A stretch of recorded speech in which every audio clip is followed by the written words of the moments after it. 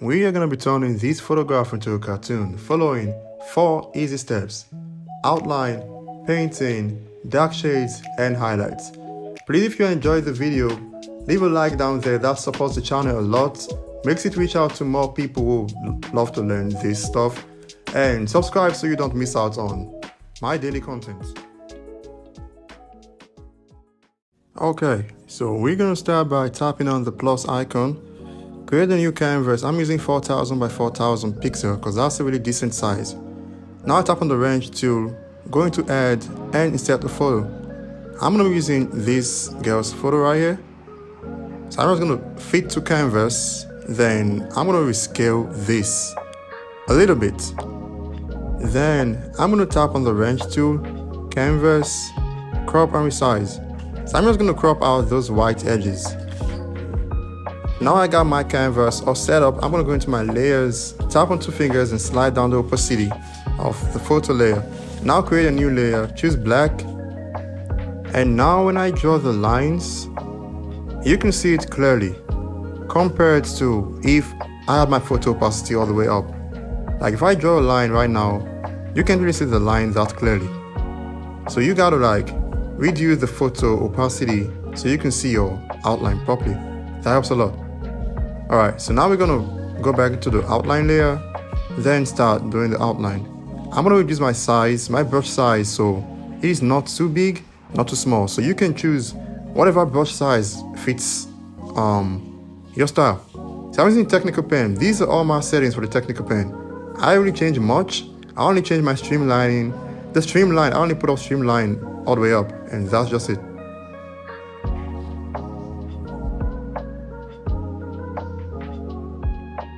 A little tip about outlines: when you have streamlining on, the faster you draw the lines, the smoother your lines are going to be. So you can see I start out by drawing the outer parts of the picture. I don't give any spacing in between my lines. It's always all joined together, like that. So now we can start doing the inner details of the picture. You don't have to worry about sketching all the lines for the hair. You just gotta draw out the most obvious hair curves. While I'm drawing the inner details, you can see my pen looks really thin. That's because I'm not applying much pressure while drawing this. I want the inner part to look as light as possible. So you can see how I'm just sketching out the inner details with light pressure, so my brush stroke doesn't look so big. As you can see the hair, I'm not drawing every single details of the hair. I'm just drawing the most obvious curves on the hair. So you don't have to put up all the hair strands. We're gonna do that while we're doing the painting. Always check out your work so you know if you're doing a nice job before you proceed.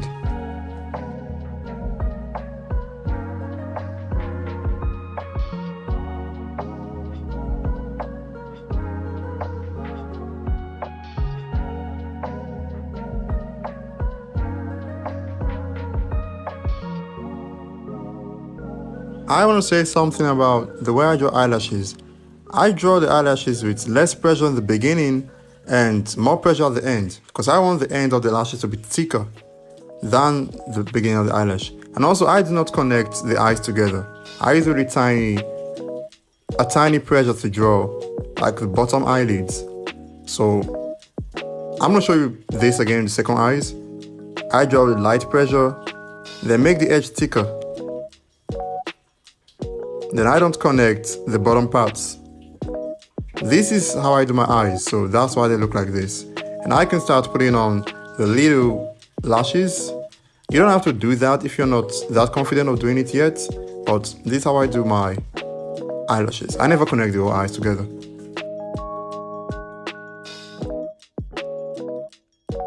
As for the lips, I usually start by drawing the middle lips and then do a little sketch for the top and make a thicker size for the bottom. You can see how this looks right now. I'm just gonna go back and add up more details to the eyelashes. Like I want them to be a little bit full than what it looks like right now. And that's about that for the outline. Now we do the painting.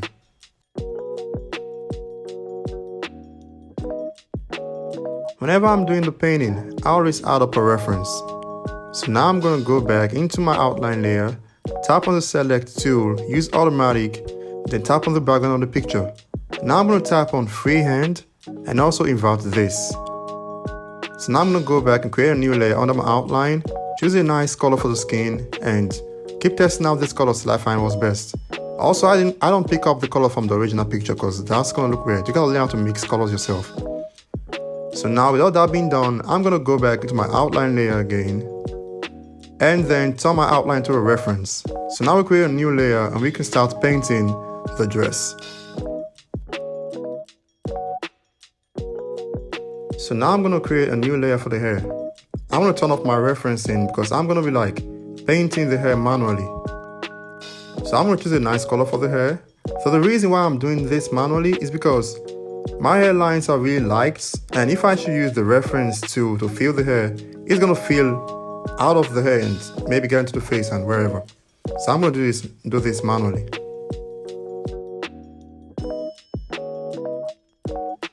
So now I'm going to go back into my skin layer, then using white color, I'm going to paint the eyes, paint the lips and every details of the inner of the skin.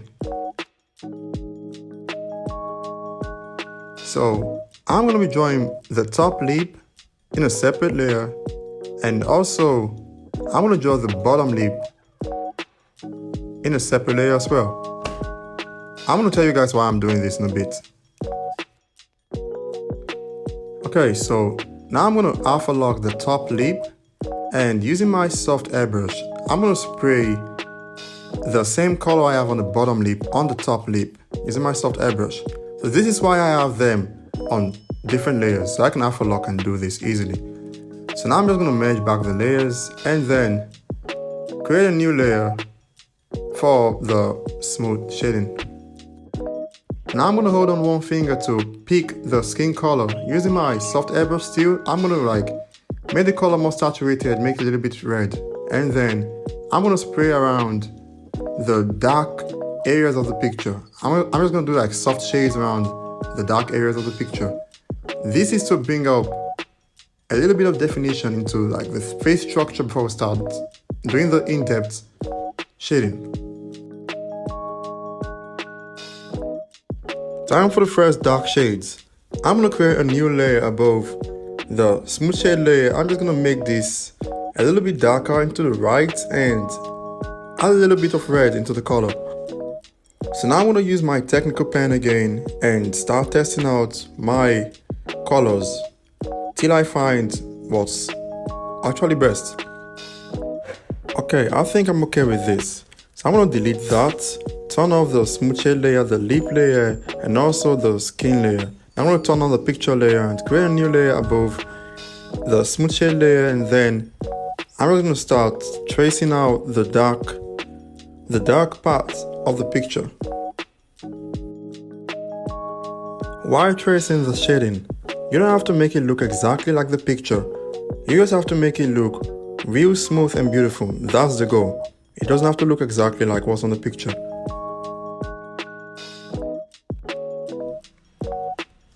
So now I'm going to turn back the layers I turned off, just so we see how this is looking. You can see how the previous smooth shading blends in with the new shading right here, and it's looking so nice.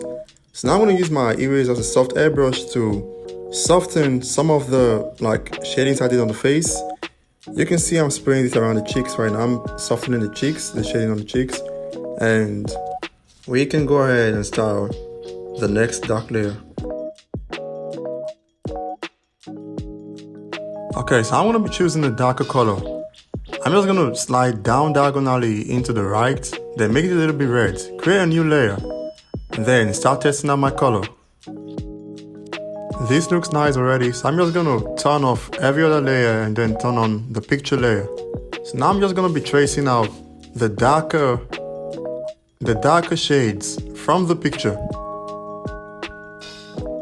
As you can see, I'm tracing on the shades which are darker than my previous dark shades. So that's what I'm tracing on right here. Okay, I'm going to turn on my layers so I can see the outcome. This looks very nice right now. So I'm just going to use my eraser as a soft airbrush and then fade out some of the excessive dark shades of the eyes, the nose, under the lips, under the eye bags, all that. So right now I'm gonna create a new layer, turn it into a multiply layer. So I'm gonna be doing the blushes on the face in this layer. Using my soft airbrush, I'm just gonna spray softly on the nose and the cheeks. Then I'm also gonna shade the lips in this multiply layer, because that's how I do it now. Once this is all done, we can head into the highlights.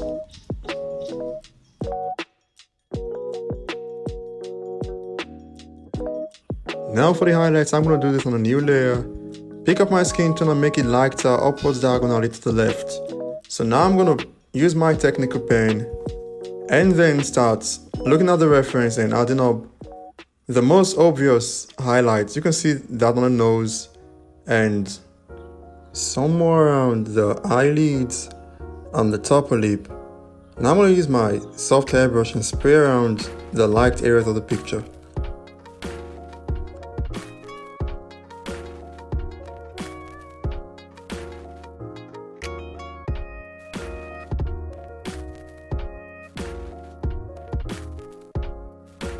I'm going to create a new layer and then make it an add layer. You don't have to do this, but I'm just doing this for this picture.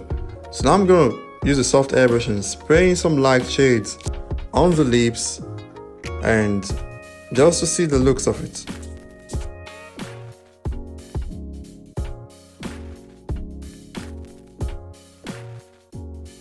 I'm going to take off the one on the top lip because I really like how that was looking. Yeah, it's better this way. I think I'm gonna create a new, go back to my multiply layer and make it darker. Make a little darker shade on the top lip. That should look nice. Yeah. Now we're gonna do some dark shades on the eyes using a brownish color and my soft tape. I'm gonna spray out some dark shades on the eyes to make it look darker. I'm gonna go back into the add layer using a yellowish color. I'm gonna use my soft airbrush and just adding a little bit of sun glow in the picture. Now I'm gonna go into the highlight layer using a light brown color. I'm gonna add in some details on her pupils. Now for the hair. I'm gonna create a new layer above the hair layer, turn it into a multiply layer. So now I'm gonna use a brown color using the studio pen because it has a huge size. So I'm gonna go back to my hair layer, select that, so whatever painting I do on my multiply layer doesn't go outside of the hair layer. So now we're just gonna shade the dark areas of the hair, as we can see on the picture. So now I'm gonna do the highlights for the hair. Create a new layer, choosing a light color, a light brown color. I'm gonna use my technical pen and start drawing zigzag lines on the most obvious lighting of the hair, like the light source of the I'm drawing zigzag lines, and reducing the opacity, I'm going to sketch out all the lower lights around the hair with a lower opacity. I'm just sketching the lines around the hair. As you can see, that is how easy it is to shade hair.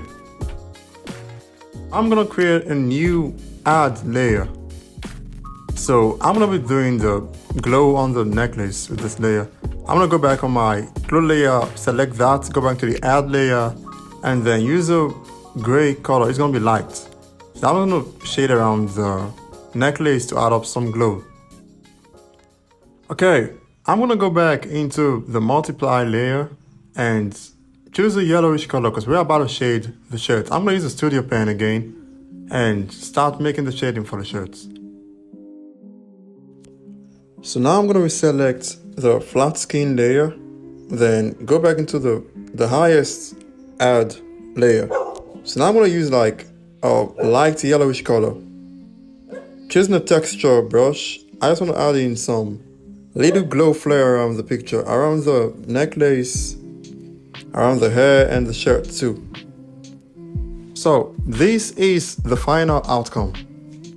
You guys know how I am with background, so I just called that out.